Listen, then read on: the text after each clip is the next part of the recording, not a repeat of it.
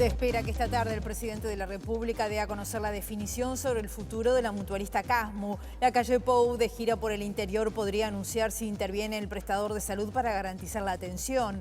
El directorio del Banco República aprobó este jueves un nuevo adelanto del último préstamo en la mutualista Casmu por un monto de 125 millones de pesos para los pagos de junio. Esta mañana, y con la presencia del subsecretario de Salud José Luis Sadjian, la ex ministra de Salud María Julia Muñoz, representantes de los trabajadores de ACE, el economista Daniel Olesker, el presidente de la Federación de Salud Pública, entre otros, se celebraron los 17 años del Sistema Nacional Integrado de Salud. En su discurso, Sadjian criticó la falta de control y seguimiento a las instituciones de salud privadas, pero dijo que no hubo retrocesos en el Sistema Nacional de Salud.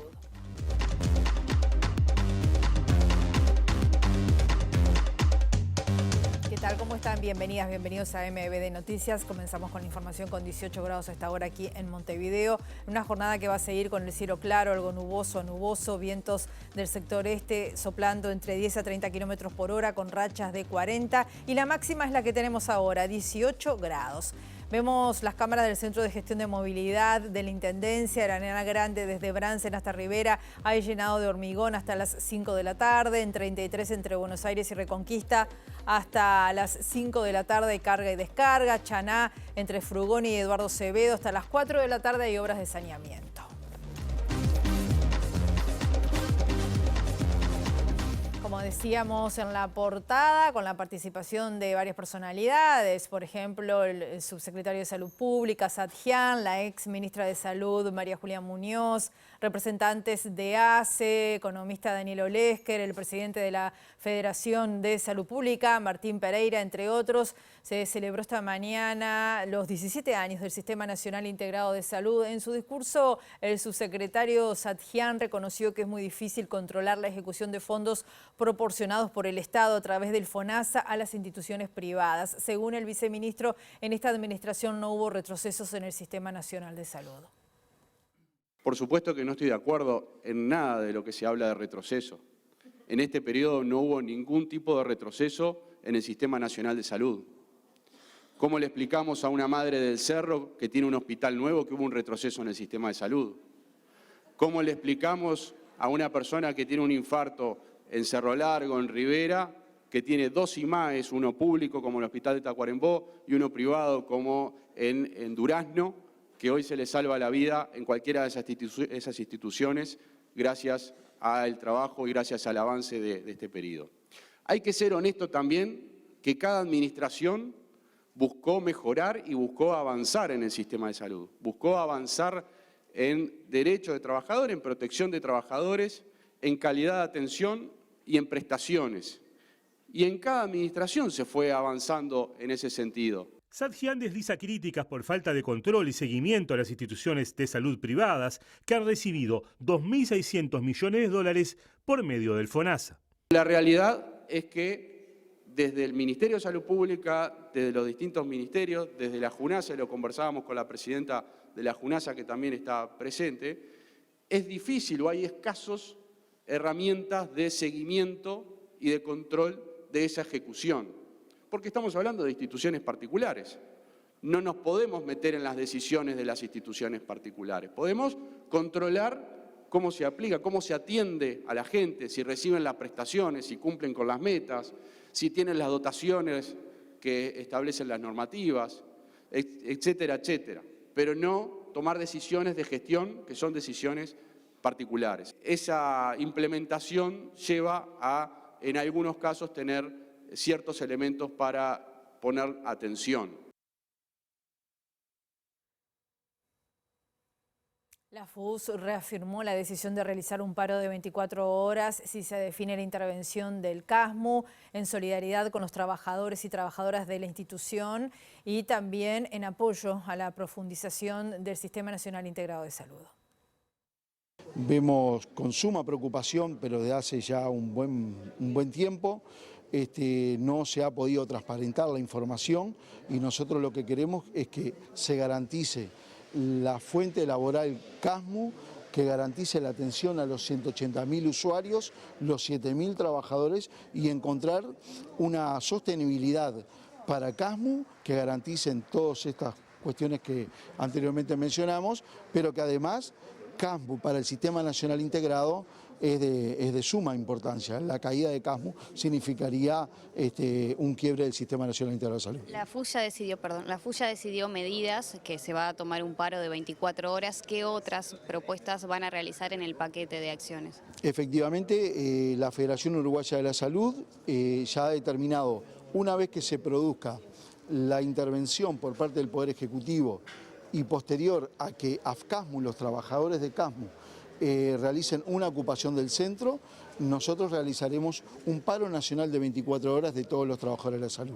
Y posteriormente vamos a convocar una dirección nacional donde vamos a evaluar la estrategia a seguir hacia adelante.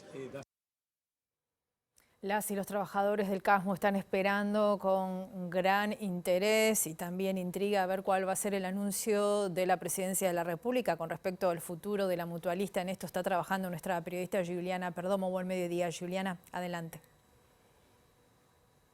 ¿Qué tal, Rosina? Buen mediodía para todos. Aquí en la Torre de las Telecomunicaciones, en el marco de los 17 años del Sistema Integrado Nacional de Salud, se está realizando un evento organizado por la FUS para intercambiar los desafíos de cara a un próximo gobierno. Están participando actores de gobierno, también del Frente Amplio y sindicatos públicos y privados. En este marco se habla de lo que puede suceder en las próximas horas con el futuro de la mutualista CASMU y mucha expectativa por el anuncio del presidente al cumplirse las 48 horas que había definido el Poder Ejecutivo para dar un anuncio al respecto, si interviene o si le otorga un fideicomiso a la empresa para seguir funcionando. Y estamos con el presidente de AFCASMU, los trabajadores, Ariel Irigoitia, para conocer cómo se vive en estas horas ante este eminente anuncio que se realizará esta tarde. Muchas gracias por estos minutos. ¿Preocupación por lo que pueda anunciar el presidente? Suma preocupación y suma expectativa, porque venimos desde el 3 de julio y en particular las últimas 48 horas esperando que digan algo. Máxime cuando se reúne el presidente con la plana mayor y cuando ya tiene algo resuelto, porque por lo menos es lo que nos comentamos o nos informamos a través de la prensa, ¿no? Y después precisa 48 horas más, bueno. Espero que todo ese tiempo que le lleva sea para un buen cauce. Y en el buen cauce implica que los trabajadores no perdamos el lugar de trabajo, la fuente de trabajo, el CASMU. Que los trabajadores que están en el seguro de paro se reintegren a su lugar de trabajo. Y bueno, y que aquellos que hacen negocio con la salud, que son las empresas tercerizadas, no lo hagan. ¿Qué medida pronta va a tomar el sindicato si se resuelve la intervención de la mutualista esta tarde? Bien, a partir del 11 de julio nosotros ya tenemos resuelto por asamblea que en el caso de intervención, vaya a saber cuáles son las características, pero en la intervención los trabajadores del CASMU vamos a ocupar el centro asistencial. Paralelo a esto se va a estar realizando además un paro de la FUS de 24 horas. Es más, que dice la parte que iba a agregar, que ya tiene resuelto la FUS, de la cual somos parte, por supuesto, la realización de un paro de 24 horas a nivel nacional cuando iniciemos la ocupación. Más temprano el presidente del CASMU manifestaba que a su entender no hay mérito para que el Poder Ejecutivo intervenga a la mutualista. ¿Cuál es la postura de los trabajadores? Si hay mérito o no hay mérito, creo que lo han expresado los actores que no somos nosotros precisamente. El CASMU por un lado dando información de que está todo bien, por otro lado el Ministerio o el Gobierno diciendo no está todo bien, números desencontrados, así que en ese aspecto lo que puedan decir los actores, la definición la va a tener el presidente. Así que lo que puede decir el presidente del CASMU o otros actores en la vuelta está totalmente por fuera en la realidad de hoy, en esta coyuntura. El que lo va a definir es el presidente de la República y es lo que estamos, los trabajadores por lo menos estamos a la espera. El presidente del CASMU también hablaba de una corrida de usuarios al tiempo que los usuarios, valga la redundancia, hablan de que se viene deteriorando la calidad de atención. ¿Ustedes lo ven así? Deteriorando la calidad de atención, nosotros lo hemos planteado. Cuando se reducen el número de trabajadores en el área asistencial y en el área administrativa, eso deteriora. Cuando se cierran policlínicas, eso deteriora porque hace que casi el 30% de la población que tiene el CASMU son personas de mayor edad y vos tenés una policlínica en La Teja y otra en la Punta Riel y haces venir a esa gente a atenderse o trasladarse a otra policlínica que les puede quedar más lejos, eso obviamente atenta con la calidad de asistencia. Cuando tenemos la reducción de los puestos de trabajo, cuando los compañeros se jubilan o cuando los compañeros desgraciadamente renuncian porque no aguantan más la situación y no se cubre esos nuevos trabajadores, obviamente eso resiente la calidad de atención. Por lo tanto, esa es la situación que tenemos y estamos expectantes. Muchísimas gracias. A ustedes. Bueno, Rosina, así pasaba la palabra del presidente de AFCASMU. Les comentamos que más temprano habló el representante de CASMU, el presidente Raúl Rodríguez, manifestó que no hay mérito para que el Poder Ejecutivo resuelva intervenir en la mutualista, confirmó que hasta la fecha ya se han pagado los salarios de los trabajadores y además confirmaba que se está dando una corrida de usuarios que impacta de manera negativa en la mutualista. Bueno, nosotros tenemos una buena relación con República desde la fundación del CASMU, trabajamos en Banco República. Tenemos créditos acordados, este era un crédito que estaba acordado, se hizo un adelanto sobre ese crédito. Tenemos sesiones FONASA cedidas para cubrir los créditos, estamos al día con los créditos del Banco República y con todos los créditos, así que fue algo común y normal. ¿Y que no lo haya votado el Partido Nacional? Bueno, eso es decisión de los directores. La mayoría del banco entendió que debía votarlo y lo votó. ¿Cómo se para la directiva ante un posible escenario de intervención? Bueno, nosotros pensamos que eso no hay mérito para eso. El CASMU está cumpliendo con todas sus obligaciones. Veremos cuál es la posición que toma el Poder Ejecutivo. Del lado nuestro pensamos que no hay ninguna observación del Ministerio de Salud Pública a la atención de nuestros usuarios, tenemos dificultades financieras, no económicas, los balances son positivos, ayer pagamos el BPS, estamos pagando en tiempo y forma los salarios, así que no sabemos por qué podría plantearse la situación. Muy bien, seguiremos atentos a lo que se anuncia entonces por parte del Ejecutivo respecto al futuro del CASMU. Cambiamos de tema. En 2021 el entonces ministro de Desarrollo Social Martín Lema visitó el departamento de Artigas y durante esa visita en declaraciones a la prensa la directora del MIDES en Artigas, Jessica Vasconcellos, que hoy es directora de Desarrollo Social de la Intendencia, dijo que el MIDES y la comuna habían apoyado el programa Vale Emprender. Sin embargo, el Ministerio de Desarrollo Social informó que el apoyo de 1 millón de pesos fue con la Intendencia y no con el programa de la exdiputada Valentina Dos Santos. En los últimos días surgió la polémica a raíz de documentos que informan que el programa Vale Emprender de la exdiputada Valentina Dos Santos, condenada por el pago de horas extras irregulares en Artigas, recibió dinero del MIDES, que era destinado a proyectos del sector agropecuario. Esto aparece en la página de Instagram del emprendimiento Vale Emprender, donde se describe el primer proyecto de apoyo a emprendimientos con alcance departamental impulsado por MIDES, Intendencia de Artigas y la diputada Valentina Dos Santos. Además, esto coincide con la declaración de la entonces directora del MIDES en Artigas, Jessica Vasconcellos, quien dijo en el marco de una visita del entonces ministro de Desarrollo Social, Martín Lema, que el programa Vale Emprender se nutrió de fondos del MIDES y de la Intendencia. Es importante esta coordinación que usted decía, directora, con la Intendencia, pero también con la Diputación, porque se trabaja en varios emprendimientos, por ejemplo el de Vale Emprender y entre otros, con la diputada Valentina Dos Santos. Sin duda, nosotros siempre seguimos una línea de coordinación junto con la diputada y tenemos este proyecto en conjunto, Vale Emprender, que a su vez esta firma de los convenios de hoy irán a fortalecer los fondos de este proyecto Vale Emprender. Entonces, bueno, justamente ese proyecto se va a nutrir tanto de fondos de MIDES como de fondos de la Intendencia y ya estamos en ejecución del proyecto.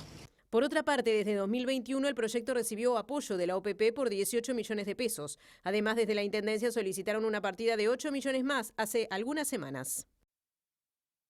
El diputado Martín Lema, exministro de Desarrollo Social, convocó a las autoridades del MIDES al Parlamento para dar cuenta de los fondos destinados a 14 intendencias del país en apoyo con el MIDES. Lema aseguró que el Frente Amplio miente al decir que el programa Vale Emprender recibió apoyo del MIDES y que hay total transparencia en este caso.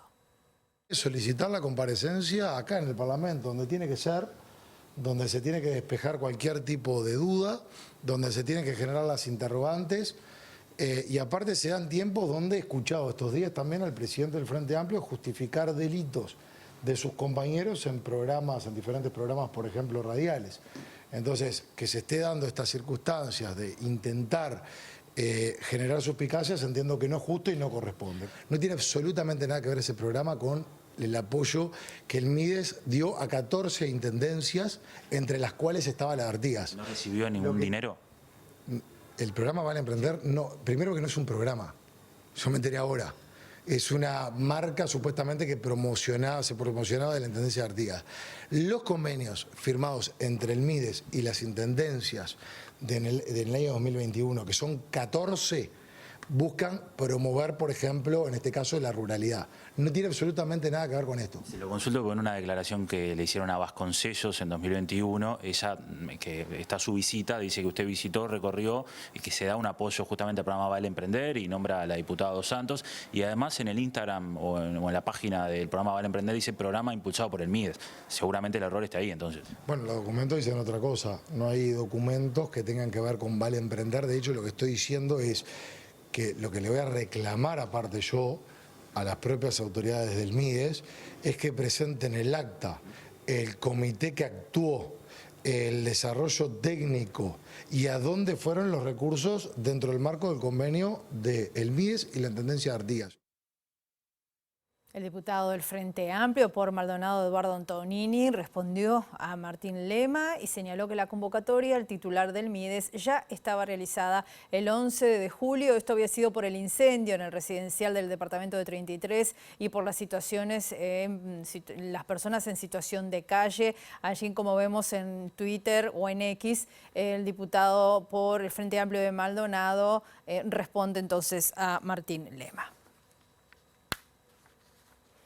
Vamos avanzando en otros temas que tienen que ver con la agenda periodística. El Partido Nacional mantiene su posición de que no se debe incluir en la Constitución una definición sobre la forma de ingreso de funcionarios a las intendencias, pero sí tiene la voluntad política en rediseñar el texto de un proyecto presentado por el ex senador colorado Adrián Peña. Lo dijo esto el legislador Juan Martín Rodríguez. Agregó que no se puede exigir a los gobiernos departamentales lo que no hace la administración central.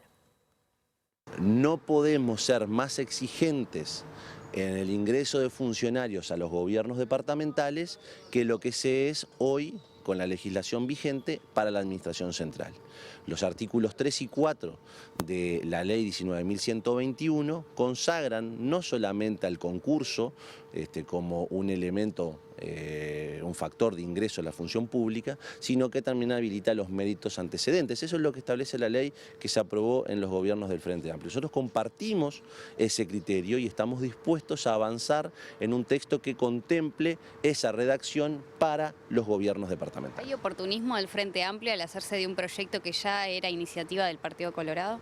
Nosotros lo dijimos hace unos días, le vemos, más allá de compartir el espíritu de la norma o del proyecto, le vemos un tinte oportunista, porque en sí este aspecto que se pretende regular no está estrechamente vinculado con las inconductas y los delitos que se cometieron en la Intendencia de Artigas. Esto debería ser analizado, sí, de hecho nosotros estamos dispuestos a acompañarlo, pero en el marco de una discusión parlamentaria de este proyecto puntualmente. Y vale la aclaración, hasta ahora, por lo menos lo que nosotros tenemos entendido, es que el Frente Amplio todavía no ha respaldado este proyecto, esta iniciativa, que es una iniciativa del diputado Olmos y que eventualmente la bancada de diputados del Frente Amplio en su momento se expedirá respecto a si la acompaña o no. Rodríguez fue consultado sobre si la exdiputada Blanca Valentina Dos Santos podría ser candidata a la Intendencia de Artigas por el Partido Nacional y consideró que por un periodo de 5 años no se debería permitir acceder a un cargo público a un ciudadano condenado por hechos de corrupción. Espera que la propia Dos Santos y la Convención Departamental Blanca de Artigas definan que no sea candidata. La DGI abrió una investigación administrativa contra Pablo Chalar, director de la División de Fiscalización, por presunta violación del secreto tributario en el caso Penades. Se supo que el ex senador Gustavo Penades pidió información de una empresa vinculada a la causa por la que fue imputado por 22 delitos sexuales, según informaron a La Diaria fuentes allegadas al caso. El pedido fue realizado por el ex senador el 30 de mayo del 2023, una semana después que declarara por primera vez ante la fiscal de delitos sexuales, Alicia Gione, Chalar se había comunicado con el ex legislador el día antes de la declaración para ponerse a las órdenes. Según los primeros avances de la investigación, Chalar no realizó la búsqueda para averiguar quiénes eran los responsables de una empresa, sino que le ordenó al jefe de equipos que maneja el rubro automotores que saque esa información del sistema. El funcionario, tras conocerse la noticia de que el pedido respondía a intereses ajenos a la DGI, declaró ante la auditoría interna del organismo que había recibido esa orden de Chalar, quien en su trabajo cotidiano no estaba muy familiarizado con ese sistema informático. El sistema carcelario uruguayo se encuentra en una situación límite con un ingreso de 4 personas por día, esto según un documento elaborado por el Comisionado Penitenciario Parlamentario y la Institución Nacional de Derechos Humanos. El informe es el resultado del trabajo realizado en la Mesa Interinstitucional para la Reforma de la Política de Ejecución Penal y el Sistema Penitenciario, junto a las presidentas de ambas cámaras del Parlamento. Que el sistema penitenciario crezca a más de un 5% anual, su magnitud poblacional, mientras la población nacional no crece, es una señal de que algo estamos resolviendo mal y que eso pasa no solamente por una solución, por encontrar un salvador o una persona o una medida, sino por construir un modelo diferente, que es complejo y requiere instrumentos, requiere diálogo, requiere sustentabilidad y esfuerzo para lograr los recursos necesarios. El gobierno que venga va a encontrar, como han encontrado y anteriores gobiernos, una demanda presupuestaria importante, un problema pendiente importante. Por lo tanto, se requiere tener un proyecto estratégico fuerte para explicar para qué se requieren esos recursos. Aquí se manejan algunas opciones posibles por dónde ir en el cambio del modelo. Hay normas penales y procesales que cambiar, obviamente no decimos cuáles porque es parte del debate. Hay que trabajar mucho en las políticas sociales, sobre todo las que se conectan con las medidas alternativas, para que la medida alternativa sea un mecanismo de control, la salud mental, el tratamiento de las adicciones, ir a sistemas carcelarios más eficientes, con cárceles más pequeñas, todo el trabajo postpenitenciario, seguirlo desarrollando, el apoyo a la capacitación del personal, la dignificación del personal, la presencia de la salud penitenciaria, un mayor rol de ACE en el sistema penitenciario. El ministro de Educación y Cultura, Pablo da Silveira, mantuvo una reunión con el fiscal de Corte, Juan Gómez, en ocasión de su reintegro y adelantó que va a permanecer el fiscal en su cargo hasta agosto, cuando tomará licencia nuevamente. Hablamos del periodo que se va a mantener el cargo, de que va a pedir licencia, de la cantidad de licencia que tiene para gozar, cuestiones que tienen que ver con su carrera funcional. ¿Cuánto tiempo va a estar? Bueno, en principio estaría, por lo que me dijo, hasta fines de agosto, porque después entraría en un usufructo de licencia que tiene acumulado. ¿Hay satisfacción con el desempeño de Gómez al frente de Fiscalía? Gómez es una persona muy conocida, muy respetada. Fiscalía tiene en este momento algunas dificultades que todos conocemos y se van tomando medidas para tratar de superarlas, que es lo que todos queremos. Queremos una fiscalía funcionando muy bien y con un alto nivel de legitimidad entre los ciudadanos. Se está avanzando mucho en un proceso que fue previsto por ley hace un par de años, que es instalar un sistema de asignación de casos por sorteo, es decir, de manera aleatoria, para que no haya ninguna suspicacia acerca de por qué este caso se le dio a tal fiscal o por qué este otro caso se le dio a tal otro. Bueno, que sea al azar. Fiscalía está trabajando en eso y está muy avanzada la cosa. Fiscalía funciona en un régimen de independencia técnica que nosotros en el Ministerio respetamos mucho. La única tarea que las normas le asignan al Ministerio de Educación y Cultura es lo que se llama la tutela jurídica sobre Fiscalía. Por eso ayer con el fiscal hablamos del tema de sus licencias, por eso si hay algún recurso, por ejemplo, jerárquico respecto de alguna decisión, puede terminar en el Ministerio. Madres y familiares de detenidos desaparecidos entiende que el proyecto de ley que busca modificar la reglamentación sobre la prisión domiciliaria tiene algunos avances que son relativos a la excarcelación de mujeres que están penadas por microtráfico, pero deja abierta la puerta para que responsables de delitos de lesa humanidad puedan verse beneficiados. Hay algunos puntos numerales, se podrían decir, que son muy vagos y ambiguos. Y como nosotros, los que están procesados, por el terrorismo de Estado, por sus crímenes, no están imputados por delitos de lesa humanidad.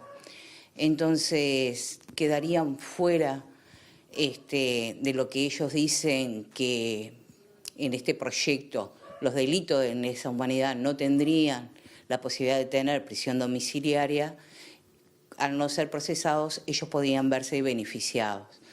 El tema es que nosotros hicimos hincapié fundamentalmente en que este delito se sigue perpetuando, el tema de la desaparición forzada, de que ellos no se han pedido perdón ni siquiera brindado la información que tienen, así que no están arrepentidos de los delitos que cometieron. Y después específicamente, viendo el proyecto, habían dos numerales que nos preocupaban. Uno era que decía que podían obtener la prisión domiciliaria por problemas familiares o problemas propios del imputado, que no sabemos qué podrían ser. Queda muy vago y muy ambiguo ese tema. El dirigente del Sindicato de Policía Nacional, hablamos de Cipolna, Fabricio Ríos, murió en las últimas horas en un entrenamiento de técnicas y tácticas policiales en un predio ubicado en Piedras Blancas. Según versiones de los presentes, una de las alumnas disparó de forma involuntaria y lo hirió en el pecho. En un comunicado de prensa, el sindicato, el Cipolna, dice que quedan muchas incógnitas de cómo sucedieron los hechos y agrega que además queda un sabor amargo porque Fabricio tenía mucho camino por recorrer y más trabajo por hacer por todos los policías. Esta mañana la mujer que efectuó el disparo fue detenida en calidad de indagada. El caso está siendo analizado por el fiscal de flagrancia, Diego Pérez. Desde el Ministerio del Interior se informó a MB de Noticias que el curso fue una iniciativa del sindicato. El sindicato de la Policía Nacional dice que hoy es un momento devastador para el movimiento sindical policial porque han perdido al fundador del sindicato, Fabricio Ríos. No hay consuelo, no hay palabras que alivien el dolor de sus familiares, amigos y compañeros. Más adelante, el comunicado indica que quedan muchas incógnitas de cómo sucedió. Esta mañana, la alumna que efectuó el disparo fue detenida en calidad de indagada. El caso está a estudio del fiscal de flagrancia, Diego Pérez. Según el parte policial, en el marco de un seminario sobre técnicas y tácticas policiales organizado por el Cipolna, se estaba realizando un ejercicio de ingreso y despeje de habitación cuando una de las alumnas habría realizado un disparo involuntario, hiriendo a la altura del pecho a Fabricio Ríos. El parte informa también que las tareas estaban a cargo de la Academia CETED, cuyo responsable manifestó que antes de realizar los ejercicios se había verificado que todas las armas se encontraran sin munición, en recámara y sin cargador colocado. El subsecretario del Ministerio del Interior, Pablo Abdala, lamentó la trágica desaparición de Fabricio Ríos, valorando su compromiso con la condición de los trabajadores policiales. Hacemos una pausa muy breve y volvemos enseguida.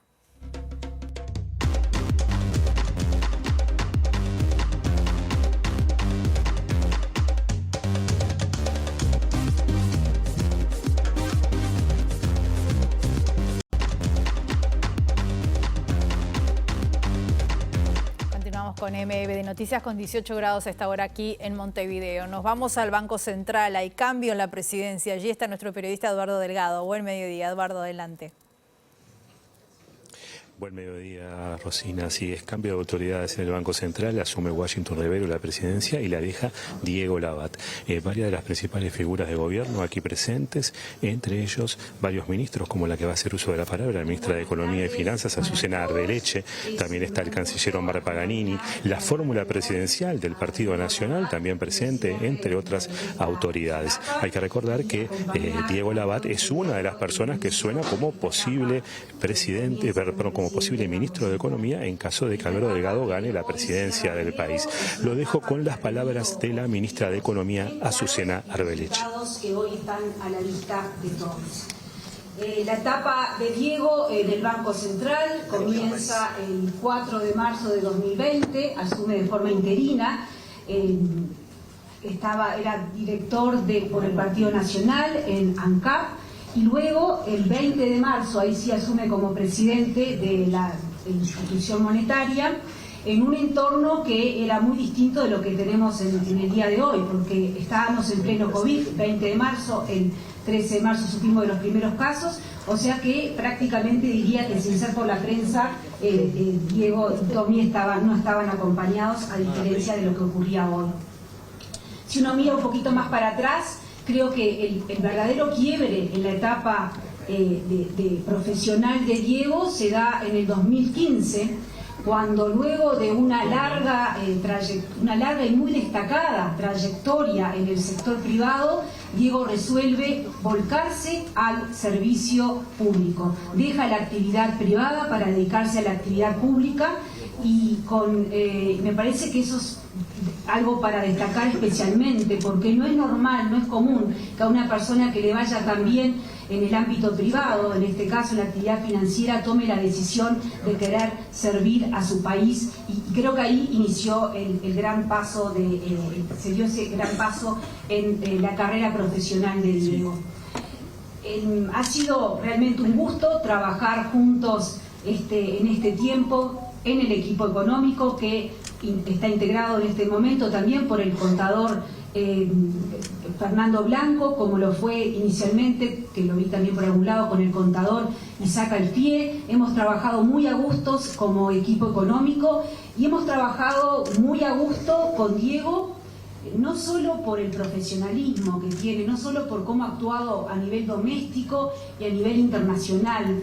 Bien, estamos viendo a la ministra de Economía, allí, Azucena Arbeleche, en la despedida del ex ya presidente del Banco Central, Diego Labat, en un acto que se está desarrollando a esta hora allí en las instalaciones, en la sede central del banco.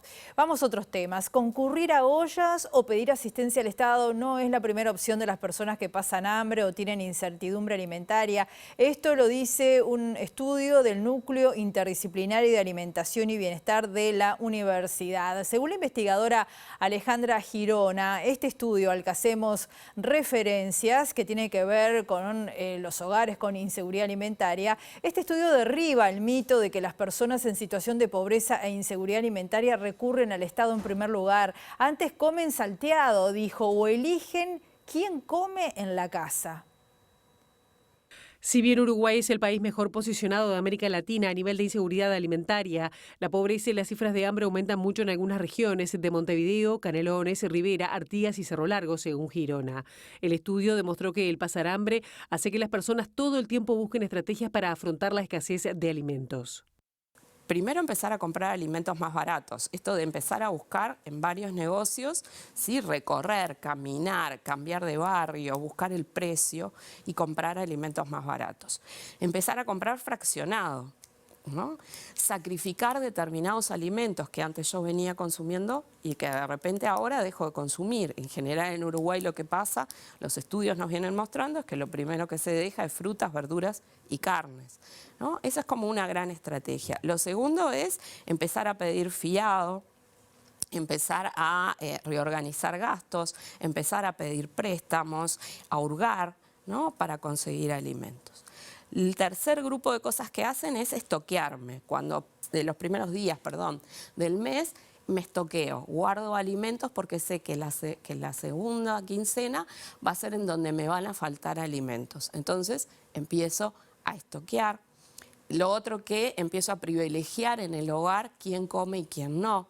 Entonces empiezo a privilegiar y digo, bueno, primero los niños, después en general los hombres, si es que trabajan, y siempre en general acá las mujeres, como en todos los temas de inseguridad alimentaria, porque hay una cuestión vinculada al género también, y la inseguridad alimentaria son quienes más se sacrifican por el bienestar del hogar. Nunca es la primera opción pedir asistencia al Estado, según reveló este estudio. Y el Estado aparece allí, entre el tercer y cuarto bloque, aparece esto de acercarme al Estado, a una olla popular, a un comedor, no es la primera del opción. Ministerio, pero no... Para la docente Alejandra Girona, en Uruguay no hay una mirada sistémica integradora sobre el hambre y la nutrición. La especialista puso como ejemplo a Brasil, que introdujo el tema en la agenda política mundial al plantear en la reunión del G20 la necesidad de crear un impuesto sobre la renta de los ultrarricos para financiar los proyectos de la Alianza Global contra el Hambre y la Pobreza. Girona dijo que Brasil tiene la mejor experiencia de combate al hambre y están convencidos que es un elemento transformador, con especial escucha en la sociedad civil y personas en territorio. Tienen una visión integral de lo que es la alimentación, que no es solo uno no puede resolver los problemas alimentarios si no tiene una mirada sistémica, ¿no? Quiere decir, ¿qué pasa con la producción de los alimentos? ¿Cómo distribuyo esos alimentos? ¿Cómo se consume? ¿Cómo son los entornos en los cuales vivimos? Y colocaron el tema en la agenda pública y en la agenda política. Consultada sobre si el tema de las situaciones del hambre y la malnutrición estará en las agendas políticas nacionales, Girona fue determinante. No, para nada. De hecho, muchas veces me pregunto quién lidera el tema de la alimentación y la nutrición en nuestro país. Son muchos. Es ANEP, a través del programa de alimentación escolar, es el MIDES, a través de todo lo que realiza, es el MEGAP, pero no hay una visión sistémica, integral, de liderazgo hacia dónde vamos, más allá del 2030. Entonces me parece que es una buena oportunidad lo que está pasando en Río como para replantearnos metas, indicadores y liderazgos y fuertemente esto, preguntar a quienes toman las decisiones y quienes van a tomar las decisiones a futuro, ¿dónde queda este tema? Los candidatos presidenciales Álvaro Delgado y Andrés Ojeda apuntaron contra su par frente amplista Yamandu Orsi. Ambos dijeron que está escondido y que no está participando de actividades con otros candidatos. Esta va a ser la campaña de dónde está Orsi, me parece, se los digo hoy. Esta va a ser la campaña, va a ser Wally Orsi, porque no nos va a encontrar nadie. Hoy ya nos enteramos de que no va a compartir ningún evento con el resto de los candidatos. En un berrinche escolar sale a decir que parece que un candidato por partido no es justo. Y es triste que la estrategia del Frente Amplio y del comando de Orsi sea esconder al candidato. Aparentemente el candidato del Frente Amplio, Yamandu Orsi, decidió no participar en una serie de eventos. Este es uno. Acá hoy iba a estar, había confirmado por mail venir acá a Andevo a escuchar las propuestas de Andevo y que nos entregaran propuestas a los candidatos. Pero también en eventos que va a haber la semana que viene, donde no son debates, son a los candidatos de los partidos con representación parlamentaria que puedan hacer las propuestas sobre las temáticas de los seminarios a los que te invitan. Y la verdad que no contar con las propuestas del Frente Amplio porque el candidato decidió no concurrir, bueno, o no hay voluntad a la cara, o no hay voluntad de que se conozcan las propuestas, o no hay propuestas, no sé. Yamandu Orsi, por su parte, dijo que es desequilibrado que en ciertas actividades haya 4 candidatos de la coalición y 1 de la oposición. Dijo que él está dispuesto a dialogar, pero en pie de igualdad. Si ellos ya definieron que van a ir en coalición, si ellos ya definieron que el problema en Uruguay es eliminar o tratar de que el Frente Amplio no llegue, creo que es cantado que si son 4 candidatos y 1 del otro lado, no tiene mucho sentido, o por lo menos queda bastante desequilibrado. Y estamos dispuestos a ir a dialogar con todas las empresas o con todas las cámaras que se interesen por nuestra propuesta. Vamos a plantear lo que nos parece que está bien. Ahora, en ese escenario me parece que no aporta mucho. Yo creo que los partidos de la coalición tienen una segunda interna. Después que resuelvan la segunda interna, en pie de igualdad, por supuesto. Nosotros no somos quien para bajar a nadie, ¿no? Pero no se nos ocurre. No había debate, era nada más que Andevo presentar un documento para todos. Está bien, pero a ver, también es cierto que entiendo que se preocupen por mi agenda y lo agradezco de corazón. Yo he ido a actividades donde no están ellos o donde faltan algunos de ellos. Yo creo que deberíamos, en un país o en una elección donde se definen tantas cosas, en una población que tiene dificultades, donde hay cosas tan importantes para resolver en clave de acuerdos, a veces jugar con esto o preocuparnos por estas cosas me parece que es demasiado. El Ministerio de Ambiente autorizó el proyecto del data center que Google impulsa en el Parque de las Ciencias. La cartera condicionó la autorización ambiental al cumplimiento de una serie de puntos entre los que se cuenta la presentación de planes de gestión de residuos y efluentes y monitoreo del nivel sonoro. La resolución firmada por el ministro de Ambiente, Robert Bouvier, con fecha del 6 de junio, fue publicada al menos un mes después por la cartera. El documento sostiene que el data center de Google no presentará impactos ambientales negativos considerados inadmisibles porque los identificados cuentan con medidas factibles para ser prevenidos, mitigados o compensados. Entre las condiciones puestas por el Ministerio de Ambiente se cuentan las aprobaciones de diversos planes en la etapa de construcción y operación que implican programas de gestión de residuos y efluentes y de monitoreo de nivel sonoro en el caso de la operación.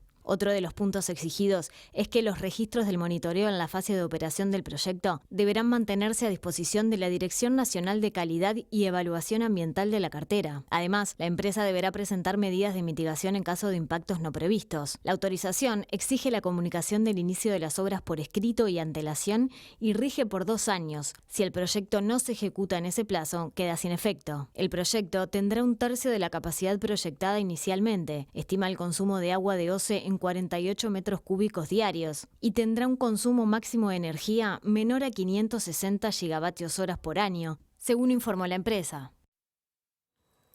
El sociólogo y docente de la Facultad de Ciencias Sociales de la UDELAR, Daniel Pena, que está investigando este proyecto del data center de Google, sostiene que la autorización ambiental del emprendimiento no está fundada en buenos criterios técnicos. Cuestiona el volumen de emisiones de dióxido de carbono que va a generar y que no se tuvieron, dijo, en cuenta planteos de la población.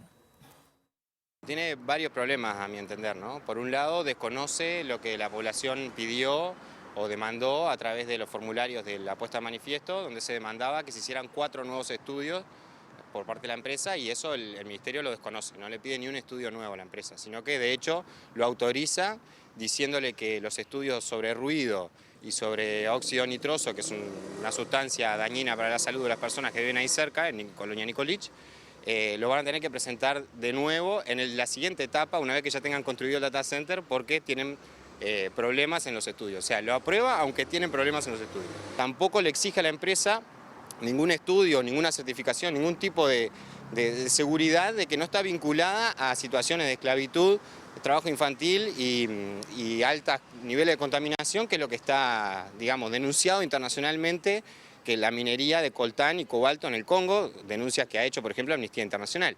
Y se sabe que estas grandes empresas están vinculadas a través de sus proveedores a esas situaciones. Y por último, admiten que van a generar emisiones de 25.000 toneladas de dióxido de carbono que empeoran el calentamiento global, pero para el Ministerio eso no es significativo. Entonces, bueno, realmente es una respuesta que nos dejó un poco perplejo, porque no parece tener buenos criterios técnicos como para dar la autorización, digamos. El 30 de agosto va a vencer el plazo para adherirse al programa de regularización de las deudas de multas y patente otorgado por la Intendencia de Montevideo. Se podrán obtener descuentos de hasta el 30% en el pago de infracciones de tránsito antes que la comuna comience la fiscalización. Se habilitó la línea de WhatsApp 099-019-500 para agendarse en línea y realizar convenios hasta en 36 cuotas y con tarjeta de crédito. Una vez finalizado el plazo, lo que se va a hacer es un control de aquellos vehículos que se tenían bastante detectados, fundamentalmente también autos extranjeros, a ver cómo está la situación y bueno, ahí hablar con los cuerpos inspectivos para salir a la calle y ver, detectar esos vehículos que aún no se han puesto al día, como quien dice. ¿Se constataba mayor cantidad de morosos por patentes o por multas? No, en realidad la patente, hay una alta morosidad en patente. El tema de multas, el problema que tuvimos fue al disociar el pago en diciembre por una ley nacional del año pasado, al disociar el cobro de patentes y multas, ahí lo que generó una distorsión, pero fundamentalmente en los vehículos que tenían la costumbre de cometer más infracciones. Entonces, realmente el que cometía 1 o 2 multas o le pasa a cualquier persona, eso siempre, la verdad, no hay ningún inconveniente. El tema es los contumaces, los que les gusta cometer varias infracciones durante años, y eso fue lo que al momento, en enero y los siguientes meses, al no tener la obligatoriedad de pagar las multas con la patente, bueno, fue una válvula de escape para algunos. Hacemos una pausa, la última, y volvemos enseguida.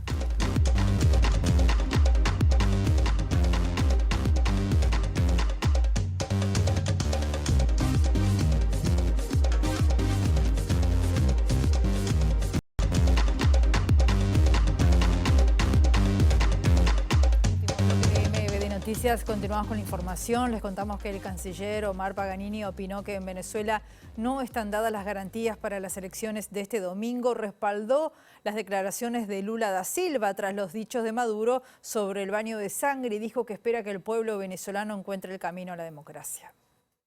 Uruguay no manda veedores, de hecho el tema de los veedores está complicado en general, que habrán visto que Brasil decidió retirarlos, que la Unión Europea, el régimen de Maduro no los aceptó, en fin, Uruguay no tiene capacidad propia sola de mandar veedores y desarrollar una real observación. Entonces estamos preocupados, pero no podemos hacer otra cosa. ¿Están dadas las garantías para que sea un proceso lo más normal posible en Venezuela? Pensamos que no, basta escuchar las declaraciones del gobierno que dice que si pierden va a haber un baño de sangre y cosas por el estilo, pero sí vemos muy movilizada a la gente en esta oportunidad, con mucha esperanza de cambio por parte de los venezolanos, y entendemos que esa gran movilización y toda la visión, la mirada internacional sobre el episodio pueda dar espacios de libertad que ojalá se puedan concretar. Ojalá el pueblo venezolano encuentre el camino a la democracia. ¿Te sorprendió la firmeza con la que declaró Lula después de lo del baño de sangre? Lo vi bien porque de hecho la declaración fue un disparate, entonces cualquier líder democrático responde frente a eso y creo que Lula dijo lo correcto. El presidente de la República, Luis Lacalle Pou, se comunicó este mediodía con la líder opositora venezolana María Corina Machado a horas de la elección en el país caribeño. En su cuenta de X, el mandatario ratificó su compromiso con elecciones libres, respeto a los derechos humanos y democracia plena. A su vez, Corina Machado lo señaló como gran ejemplo de coraje cívico para los venezolanos.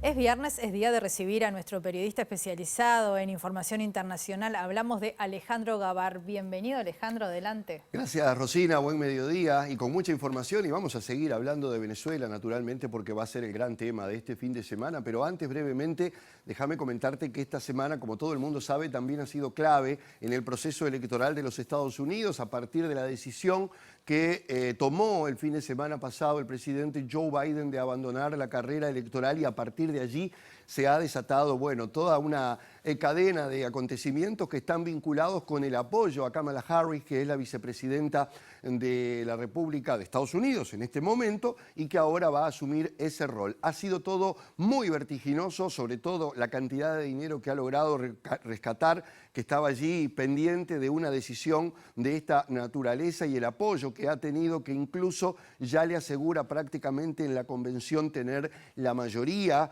para poder ser la candidata del Partido Demócrata. Hoy mismo, hace un rato nada más, Kamala Harris recibió la llamada telefónica del expresidente Barack Obama dándole su apoyo, algo que se había demorado un poco, pero que parece ser la costumbre de Barack Obama de no brindarlo inmediatamente. De todas maneras, no le quedaban muchas opciones al Partido Demócrata. Ya ha comenzado con esa campaña electoral que la ha llevado por varios estados fundamentalmente claves, que son los estados péndulo, como se les denomina, que no tienen una votación fija de votar siempre a los demócratas o siempre a los republicanos, como puede pasar con California o Texas respectivamente, caso de Pensilvania, por ejemplo, caso de Carolina del Norte, en fin, distintos estados que pueden volcar la balanza a favor de esta mujer, que en el caso de llegar a la presidencia rompería varios mitos y haría historia en Estados Unidos por ser la primera mujer que accede a la Casa Blanca con las características que tiene de afroamericana, descendiente de asiáticos.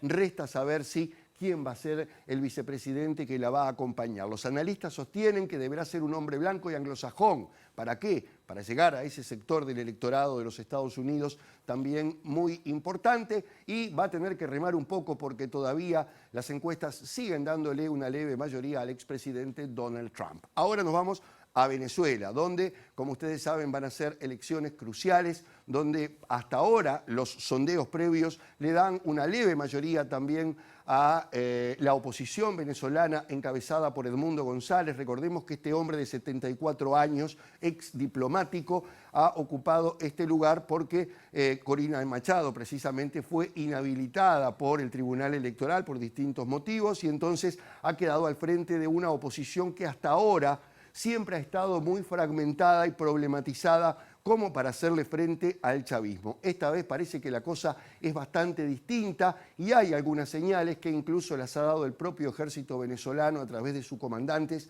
quienes dijeron que van a respetar el proceso electoral más allá de las bravatas que han generado muchísimos cuestionamientos del presidente Nicolás Maduro, e incluso también hay una actitud, digamos, de los distintos presidentes progresistas del continente de soltarle la mano a Nicolás Maduro. El caso más emblemático fue el de Lula da Silva, con ese intercambio que tuvieron a propósito de que debía aprobar o respetar los resultados electorales. Maduro lo mandó a tomar manzanilla. Se han manifestado en las últimas horas otros influyentes presidentes latinoamericanos como Gustavo Petro o el mismo Gabriel Boric. Otros como Luis Arce han sido un poquito más tenues y otros directamente lo han apoyado. Caso de Ortega o Díaz-Canel. Algo previsible, además, dada la relación que existe entre Venezuela, Cuba y Nicaragua. De todas maneras, es una elección que va a poner muchísima atención y el foco, no solamente por el resultado electoral, porque recordemos además que más allá de las preocupaciones del sistema democrático venezolano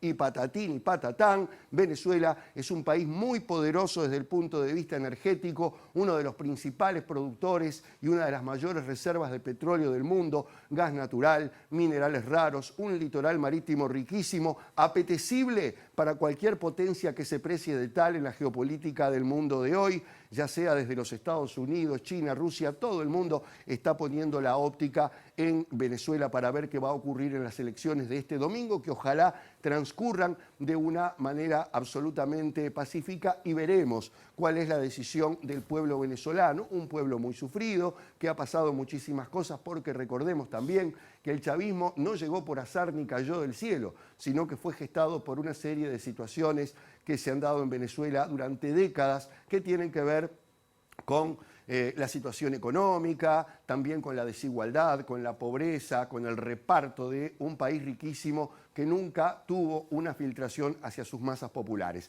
Ahora, antes de irnos, Rosina, y lo vamos a estar desarrollando, te cuento que hoy también se dio un hecho fundamental y fue la captura de Ismael Zambada García, conocido como el Mayo Zambada, socio del Chapo Guzmán, fundador del cártel de Sinaloa, un hombre que estuvo décadas prófugo, que era casi ya un mito y que fue atrapado aparentemente por una traición de uno de sus socios en El Paso, Texas, en los Estados Unidos, junto a Joaquín Guzmán, hijo del Chapo, que como ya se sabe está detenido con cadena perpetua en los Estados Unidos. El cártel de Sinaloa es uno de los más importantes, más poderosos y más sangrientos que hoy día está enfrentado en una guerra con el cártel Jalisco Nueva Generación, dos de los cárteles más poderosos de México. Hay otros, por supuesto, pero el cártel de Sinaloa ha hecho historia y el Mayo Zambada era una especie de mito viviente que no había podido ser capturado y que finalmente hoy cayó en manos de la justicia de Estados Unidos en ese país.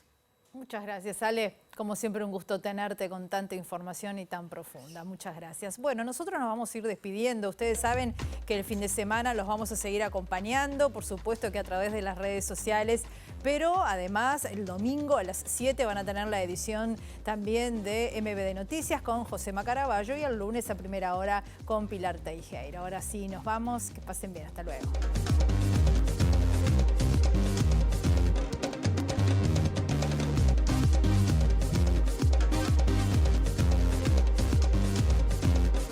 Los candidatos presidenciales Álvaro Delgado y Andrés Ojeda apuntaron contra Yamandu Orsi. Ambos dijeron que está escondido y no participa de actividades con otros candidatos. Yamandu Orsi respondió que es desequilibrado que en las actividades haya 4 candidatos de la coalición y 1 de la oposición. La DGI abrió una investigación administrativa contra Pablo Chalar, director de la División de Fiscalización, por presunta violación del secreto tributario en el caso Penades.